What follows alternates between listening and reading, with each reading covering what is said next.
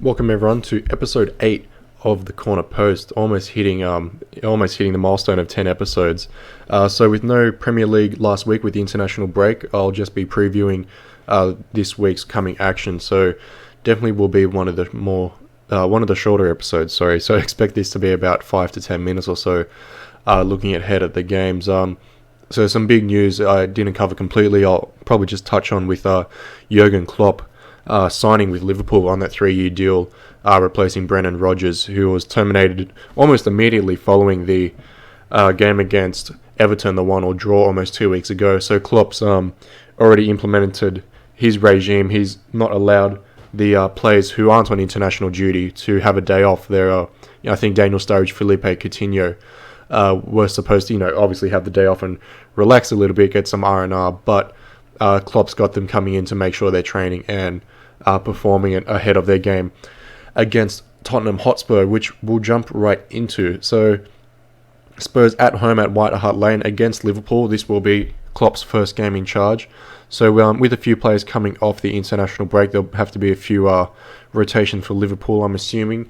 I have Spurs winning this at home against Liverpool. It'll be it won't be the best start for Klopp. I've been speaking to a few Liverpool fans, and while they do like the signing, they think that it's more of a players' problem why they aren't performing. They don't have their head in the game, their heart in the game, more importantly. So I think this will be a 2-1 win to Spurs, despite the 3-0 last time they met at White Hart Lane. It was a 3-0 win for Liverpool, but that was a much different team playing then. So Tottenham, as much as I'd hate to admit it, I think this will be a 2-1 win. As I said, looking at the last time they met, Liverpool 3, Spurs 0. Raheem Sterling in the 8th minute, now at Manchester City.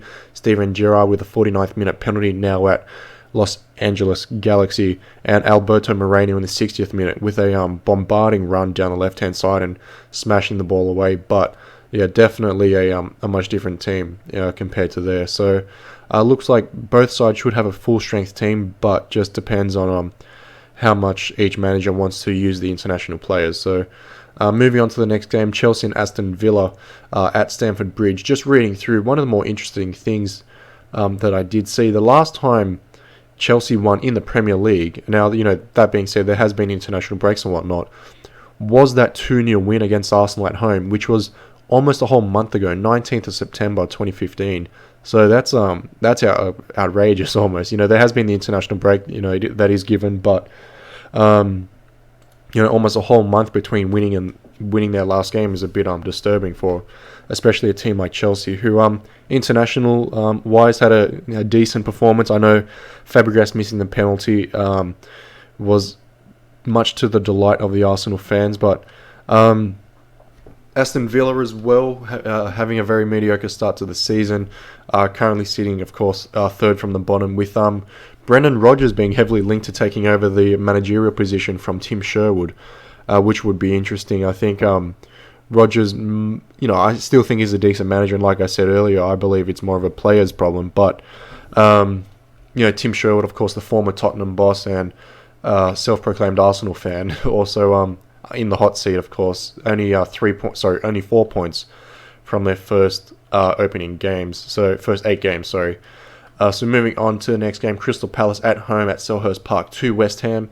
Just a prediction on that. I think Chelsea should win that game, considering the team that they do have. Just looking at the stats, last time they played 60% possession to 40%. They should dominate this, but they haven't been in such a predicament before where they've been performing so poorly. So best of luck to Aston Villa, but Chelsea should really be taking this one away. Moving on, Crystal Palace at home at Selhurst Park to West Ham.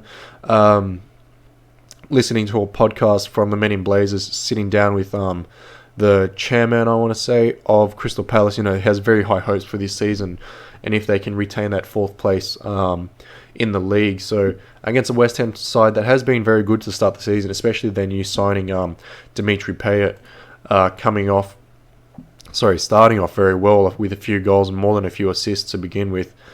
So I think Crystal Palace, of course, still having one of the best home ground advantages in the Premier League, but I might predict an upset in this game, maybe a 1-0 win to West Ham, sneaking a goal late. I would assume that they would want to hold on to possession and try and sorry, excuse me, not so much sit on the back foot, but try and play a bit more defensively. So yeah, they might try and hold them out and then try and sneak in a winner towards the end. So I'd say a 1-0 win for West Ham. Moving on to Everton at home, Goodison Park against Manchester United, with Anthony Martial coming off the Player of the Month award for September. This should be a very interesting game. Of course, it wasn't that long ago where they played out the 4-4 draw at Old Trafford, and this, of course, a much different team coming through, and very a big contrast in form. Of course, United losing 3-0 last game against Arsenal, and then Everton playing out the 1-1 draw with Liverpool, despite dominating the game, in my opinion. So I would say Everton would sneak this one away, maybe a 2-0 or a 2-1 win for them. It can be it can go either way. I would say United might come out very strong after the international break, and it be out to prove a point following the dismantling at the Emirates. But Everton, played very well against Liverpool, and they'd be hoping to continue their run of form. So I'd say even Everton 2-1 win or a 1-1 draw. Moving on to what's probably the easier game to predict, Manchester City playing at home to Bournemouth. City with a few injuries sitting out. I think Aguero went down. Aguero, Clichy, Delph, Kolarov, and David Silva all out with injury, while Kompany is still in doubt for the game. So if there's any chance for Bournemouth to make a statement and win a game away from home, this would be the time for them. But I think the depth of Manchester City will just be too much for them. You look at their team, even their bench players are much better, in my opinion, in comparison to the Bournemouth players. So I think this will be a 3-0 win for City, especially considering they just came off a 6-1 win against Newcastle. So Bournemouth should be no trouble for them. Moving on to Leicester City at Southampton at the St Mary's Stadium. This one, quite a tricky one. Leicester City winning 2-1 against Norwich, but before that getting hammered by Arsenal 5-2. And Southampton, of course, coming off back-to-back 3-1 victories against Swansea and Chelsea. So at home, I would take Southampton, but Leicester playing that back-and-forth style of football, I look for it to be a very high-scoring affair. Of course, looking at their last 6 matches, 2-1 against Norwich, 5-2 Arsenal, 2-2 Stoke, 3-2 Aston Villa, and then before that, a pair of 1-1 draws against Bournemouth and Southampton. Spurs. So definitely going to be a lot of goals in this game, I would say. Graziano Pele's in some decent form, and Musera Tadic, I'm going to mispronounce his name. Hold on a second. I can't remember his first name. Anyway, he's been in some good form in terms of his playmaking. So I'll look for him to maybe have a good game in terms of fantasy points as well. So moving on to West Brom and Sunderland at the Hawthorn Stadium. One of the probably the least entertaining game of the round. It'll be of course, Sadio Barrinho still, doesn't want to be at West Brom. Sunderland coming off that 2-2 draw with West Ham, showing signs of life in the Premier League. So Jermaine Defoe, of course, is still there. Stephen Fletcher scoring that other goal. But West Brom are looking promising. They were unlucky to come away with that 2-0 loss against Crystal Palace 2 weeks ago. So they might come out and play. They could come out and play very well. But Sunderland are still sitting. Pretty sure they're sitting second bottom. Wow, sorry.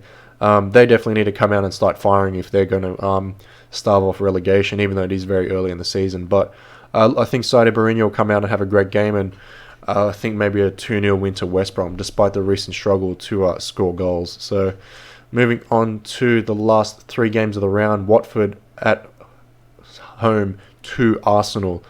Should be one of the easier games for the Gunners. Should be able to take this one out with a 2-0 win. Looking at last time they met, it was a 2-1 win to Arsenal back in 2006 in the Premier League. That's how long ago they played.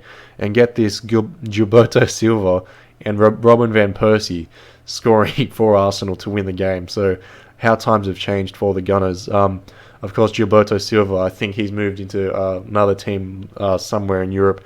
And Robin Van Persie, of course, now playing with Fenerbahce and absolutely loving life over there. So, and I'm sure most of you saw the horrendous own goal from Van Persie. If not, I'll put it in the blog post. But that was an absolute shocker. Of course, they crossed the ball in. Van Persie looking to put the ball back into the middle and straight into the back of his own net. So absolutely wonderful to see from an Arsenal fan. Anyway, moving on to Newcastle at home to Norwich. Newcastle a bit unlucky with Manchester City last week. I think unlucky is probably putting it a bit too nicely, but definitely he did have their chances to win, to put the game away early on. So despite not having won a game in their last 6 matches, last time they won was 2-0 in the May last season. Wasn't even this year. I think this will be the team for them to get their rhythm going and try and push up from the bottom of the ladder. It doesn't make too much sense considering the amount of players that they've signed. Of course, Florian Thauvin being one of the more impressive ones. But yeah, this will be their best chance to pick up some points and get out of the relegation zone. On to the last game, Swansea at home to Stoke City. This should be a very interesting game to watch. Of course, Swansea, one of the harder teams to beat at home in the Liberty Stadium, but Stoke City still not performing to their overall potential. Of course, they won their last game against Aston Villa, that 1-0 win on October 3rd. But before that, some very mediocre matches, losing to West Brom at home and then also Arsenal away as well. So